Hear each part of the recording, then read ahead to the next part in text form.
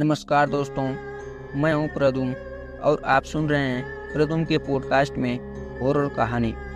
जैसा कि मैं हमेशा कहता हूं, वैसे तो आप सबने बहुत सी हॉरर कहानी सुनी होंगी, लेकिन मुझे उम्मीद है कि आज की यह हॉरर स्टोरी सुनकर आपको सच में डर का एहसास होने वाला है। बस आपसे मेरी इतनी गुजारिश है कि आप हमारी इस कहानी को पूरा ज़रूर सुने और हमारी यह हॉरर कहानी आपको पसंद आती है और साथ ही आप हमारे इस चैनल पर पहली बार आए हैं तो चैनल को सब्सक्राइब जरूर करें। चलिए ज़्यादा समय न लेते हुए इस कहानी को शुरू करते हैं। अनामिका शर्मा, जो एक सामाजिक कार्यकर्ता थी, उसकी शादी पटना में हुई थी। शादी के 2 साल में ही उसका तलाक हो गया था। अब वो अपने माता पिता के साथ पुणे में रहती थी। अब वो एक संस्था के साथ जुड़ी हुई थी जो घरेलू हिंसा के शिकार होने वाली महिलाओं की सहायता करती थी। शादी टूटने से कोई भी महिला खुश नहीं रहती है, लेकिन शादी करके जुल्म सहने से अच्छा है कि हम अकेले ही रहें। वैसे तो मेरे पति मेरा बहुत अच्छा ख्याल रखते थे। जब उनको गुस्सा आता है तो वो अजीब इंसान बन जाते हैं। उनकी आवाज़ भी भारी हो जाती है, लेकिन मुझे ऐसा लगता था कि उनके गुस्से की वजह से उनके अंदर ऐसा बदलाव आ जाता है, लेकिन ऐसा बिल्कुल नहीं था। उनके ऐसा भयानक रूप के पीछे एक सच्चाई छुपी हुई थी। एक रात को मैं और मेरे पति सो रहे थे। वहीं पे अचानक मुझे महसूस हुआ कि मेरे पति लंबी लंबी सांसें ले रहे थे और नींद में ही बोल रहे थे, मुझे माफ़ करो, अब बस करो, अब बस करो, मुझे छोड़ दो, मुझे जाने दो। जो भी हुआ है उसमें मेरा कोई भी कसूर नहीं है।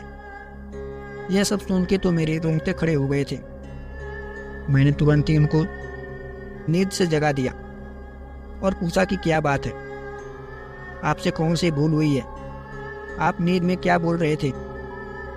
मेरे पति ने बातों को टालने की कोशिश कर रहे थे और कुछ भी बोले बिना सो गए। मैंने फिर से वही सवाल किया। उस समय वो गुस्से में आके मुझे एक जोरदार चाटा लगा दिया। ये पहली बार था कि उन्होंने मुझ पर हाथ उठाया हो। उसी रात को मैंने तय कर दिया, मैं इस रहस्य को जान के रहूंगी। दूसरे दिन मैंने अपनी सास से उनके बेटे की कसम दिलाकर सारी सच्चाई के बारे में जान लिया। हमारी शादी से पहले मेरे पति की दूसरी लड़की के साथ सगाई हो चुकी थी और 3 महीने के अंदर वो सगाई टूट चुकी थी। सगाई टूटने के कारण वो लड़की ने पंखे से लटककर आत्महत्या कर ली थी और वो वही लड़की अब प्रेत बनकर मेरे पति को हैरान कर रही थी। इस बात के कारण कोई भी परिवार अपनी बेटी देने के लिए तैयार नहीं हो रहा था, इसलिए उन्होंने ये बात हमसे छुपाई थी। उस रात मैं अपने पति से खूब लड़ाई की और मैंने छूटा-छेड़ लेने का फैसला कर लिया, क्योंकि इतनी बड़ी सच्चाई हमसे छुपाकर हमें धोखा दिया गया था। एक रात को करीबन रात के 2 बज रहे थे।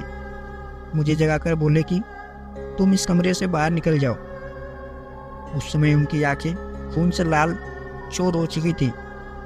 मेरे सामने इस तरीके से देख रहे थे कि मैं कोई पराई व्यक्ति हूँ। मुझे पता था कि इस समय अगर मैं विरोध करूँगी तो वो मेरे साथ मारपीट करेंगे, इसलिए मैं चुपचाप वहाँ से बाहर निकलकर ड्राइंग रूम में आ गई।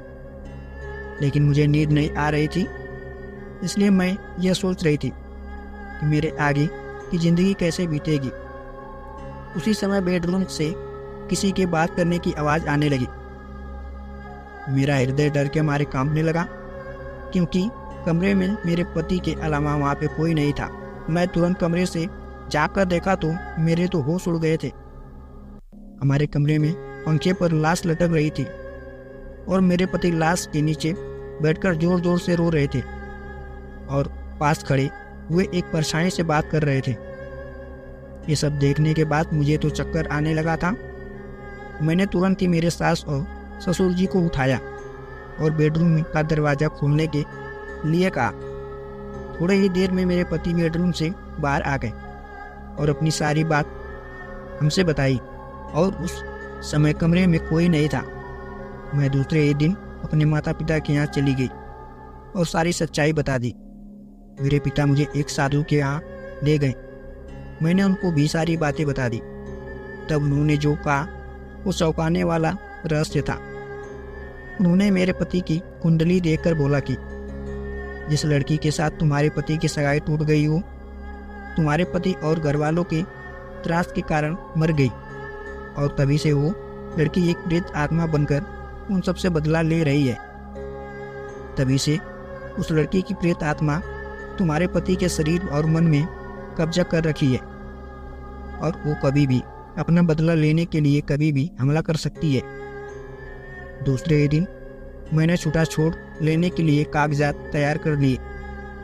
छुट्टा छेड़ लेने के बाद मैं उस भयानक वातावरण से बाहर आ गई। मेरी खुशनसीबी है कि मैं जिंदा और सही सलामत हूँ, क्योंकि मुझे लगता था कि मेरे पति और उनकी पहली मंगेतर मेरी जान भी ले सकते थे। इस तरह मैंने अपनी जान बचाकर उनसे दूरी बना ली, और आज मेरा जीवन खुशहाल है। तो यह थी मेरी आप बीती। यह मेरी छोटी सी आप बीती आप सबको कैसी लगी? अगर यह आप बीती आप सबको पसंद आई हो तो प्लीज़ वीडियो को लाइक और चैनल को सब्सक्राइब जरूर करें। तो चलिए मिलते हैं एक ऐसी ही कहानी के साथ नेक्स्ट वीडियो में।